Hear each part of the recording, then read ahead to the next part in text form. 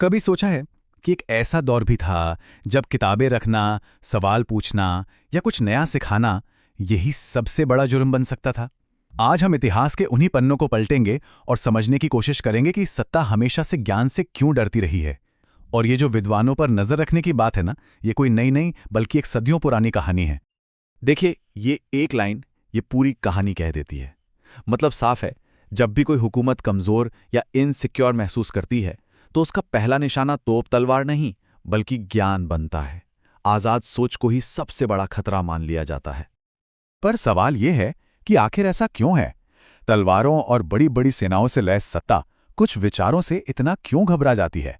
एक छोटे से विचार में ऐसी क्या ताकत होती है जो एक पूरे विद्रोह से ज्यादा खतरनाक लगने लगती है?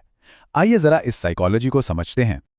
देखिए, सत्ता की नज़र में ना दो तरह की ताकतें होती हैं। एक तरफ है सैनिक, जिसे हुक्म देकर कंट्रोल किया जा सकता है, लेकिन दूसरी तरफ है एक विद्वान, जिसके विचारों पर, उसकी सोच पर कोई काबू नहीं होता। और यही आज़ादी उसे हमेशा सत्ता की नज़रों में एक संदिग्ध, एक सस्पेक्ट बना देती है। और ये फर्क और भी गहरा है। राजा की ताकत उसकी तलवार में होती है, यानी डर और हिंसा पर टिकी होती है। लेकिन एक विद्वान की ताकत वो नैतिकता और परंपरा में है, जिस पर समाज आंख बंद करके भरोसा करता है। ये एक तरह से सत्ता का एक पैरेलल सेंटर बना देता है, जो किसी भी शासक को चुनौती दे सकता है। उस दौर में विद्वान सिर्फ टीचर नहीं थे, वो समाज की जीती जागती याददाश्त थे।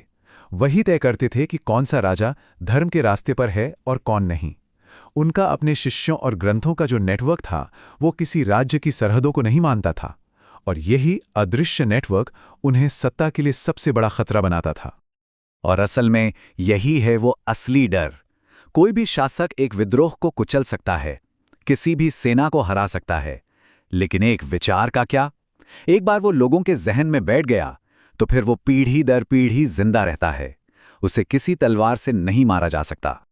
तो चलिए अब इस मामले की तह तक चलते हैं। एक असुरक्षित सत्ता के दिमाग में आखिर चलता क्या है? वो कौन सी सोच है, कौन सा डर है जो इस निगरानी को, इस सर्विलेंस को जन्म देता है?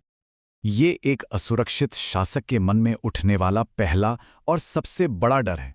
उसे हमेशा लगता है, ये लोग सिखा क्या रहे हैं? कहीं ये मेरे खिलाफ बगावत के विचारों का बीज तो नहीं बो रहे? हर क्लासरूम उसे एक साजिश का अड्डा लगने लगता है। अगला डर होता है लोगों के इकट्ठा होने से। जब भी कुछ विद्वान और उनके छात्र एक साथ बैठते हैं तो सत्ता के मन में एक ही सवाल उठता है, ये लोग जमा क्यों हो रहे हैं? कहीं कोई षड्यंत्र तो नहीं पक रहा? ज्ञान का लेन देन उन्हें विद्रोह की प्लानिंग जैसा लगने लगता है। और आखिर में डर का सबसे बड़ा सोर्स होती हैं किताबें, ग्रंथ। शासक सोचता है, इन किताबों का मकसद क्या है? क्या ये मेरे कानूनों के खिलाफ कोई नया वैकल्पिक कानून बना रहे हैं? हर किताब एक चुनौती बन जाती है और हर लाइब्रेरी एक खतरा।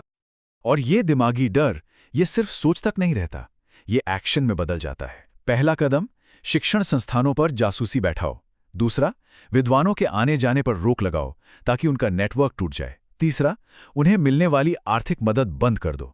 और जब इन सबसे भी बात ना बने तो आखिरी रास्ता होता है हिंसा और दमन का। ये समझना बहुत जरूरी है कि ये जो पैटर्न है ना, ये सिर्फ किसी एक देश या एक संस्कृति की कहानी नहीं है। ये एक ग्लोबल फिनोमिनन है जो इतिहास में बार बार हर जगह दोहराया गया है। चलिए कुछ उदाहरण देखते हैं।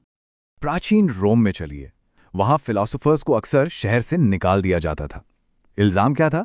कि वो ऐसे विचार फैला रहे हैं जो राज्य की स्थिरता के लिए ठीक नहीं है। सीधी भाषा में कहें तो वो सवाल करना सिखा रहे थे। चीन के छिन राजवंश में तो इससे भी कहीं ज्यादा क्रूरता हुई। वहां किताबें जला दी गईं और उन कन्फ्यूशियस विद्वानों को जिंदा दफना दिया गया जो ये कहते थे कि नैतिकता राज्य के कानून से भी ऊपर है। अब मध्यकालीन यूरोप को देखिए, वहां सत्ता चर्च के हाथ में थी। चर्च की बताई बातों से अलग कुछ भी सोचना या कहना गुनाह माना जाता था। गैलीलियो जैसे वैज्ञानिकों को इसी वजह से निगरानी और सजा दोनों का सामना करना पड़ा। शुरुआती इस्लामी साम्राज्यों में भी ज्ञान को बहुत इज्जत मिली, लेकिन जैसे ही सत्ता डगमगाने लगी, फिलॉसफी और लॉजिक को शक की नजर से देखा जाने लगा। मतलब कहानी हर जगह एक ही है, सत्ता जब भी असुरक्षित होती है उसे ज्ञान से डर लगने लगता है। तो इतिहास की इन सारी कहानियों से हम आज क्या सीख सकते हैं? ये सब जानना आज हमारे लिए जरूरी क्यों है? ये लाइन असल में पूरी सच्चाई बयां करती है। सत्ता ये बात बहुत अच्छे से जानती है कि एक विद्रोह से सिर्फ राजा बदल सकता है, राज करने का तरीका नहीं।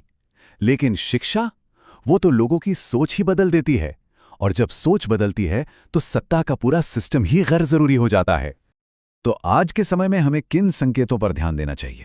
जब शिक्षकों को समाज के दुश्मन की तरह पेश किया जाए, जब आज़ादी से पढ़ने, लिखने और रिसर्च करने को खतरनाक बताया जाए, और जब इतिहास को तोड़ मड़ोड़ कर सिर्फ सत्ता की कहानी को सही ठहराने के लिए इस्तेमाल किया जाने लगे, तो समझिए ये एक चेतावनी है। तो आखिरी सवाल बस यही है, जब हम आज अपने चारों ओर ऐसे संकेत देखते हैं, तो क्या ये सोचना गलत होगा कि सत्ता का वही सदियों पुराना डर, वही निगरानी वाली मानसिकता बस एक नए लिबास में हमारे सामने वापस आ रही है? सोचिएगा जरूर।